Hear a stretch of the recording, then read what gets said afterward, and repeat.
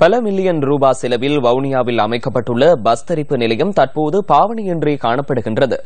மக்களின் பணத்தினால் நிர்மாணிக்கப்பட்ட இந்த புதிய தரிப்பு நிலையம் தற்போது பாழடைந்து காணப்படுகின்றமை கவலைக்குரியது. வவுனியா நகரிலிருந்து 1.5 கிலோமீட்டர் தொலைவில் யாழ் வீதியில் 195 மில்லியன் ரூபாய் செலவில் இந்த புதிய பஸ் நிலையம் அமைக்கப்பட்டது. இந்த புதிய பஸ் நிலையம் கடந்த ஜனவரி மாத போக்குவரத்து அமைச்சர் நிமல் சிறிபாடி சில்வா தலைமையில் திறந்து வைக்கப்பட்டது. 4 ஏக்கர் காணியில் புதிய பஸ் நிலையம் அமைக்கப்பட்டுள்ள போதிலும் அது இன்று பாவனையின்றி பாழடைந்து காணப்படுகின்றது. வவுனியாவில் தனியார் பஸ்கள் 5 இடங்களில் நிறுத்தப்பட்டு வந்தமையினாலும் இலங்கை போக்குவரத்து சபையின் பஸ்கள் வவுனியா நகரில் நிறுத்தப்பட்டு வந்தமையினாலும் போக்குவரத்து மேற்கொள்ளும் பயணிகளின் நன்மையை கருதி ஒரே இடத்தில் பஸ்கள் நிறுத்துவதற்காக இந்த புதிய பஸ் நிலையம் அமைக்கப்பட்டது.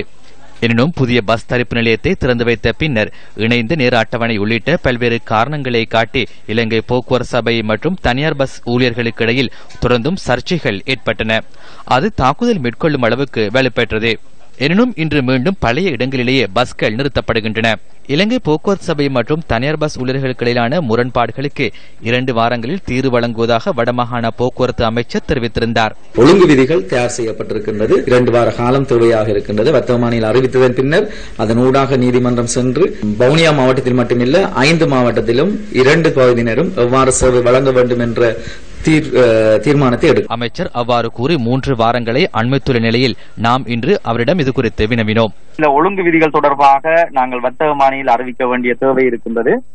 கடந்த 2 வாரத்திற்குள் அதை நிறைவு செய்யலாம் என்று தீர்மானித்திருந்த போதும் வருஷ விடுமுறைகள் மற்றும் பல்வேறு பிரச்சனைகளின் காரணமாக அது பூர்ணப்படுத்தப்படவில்லை.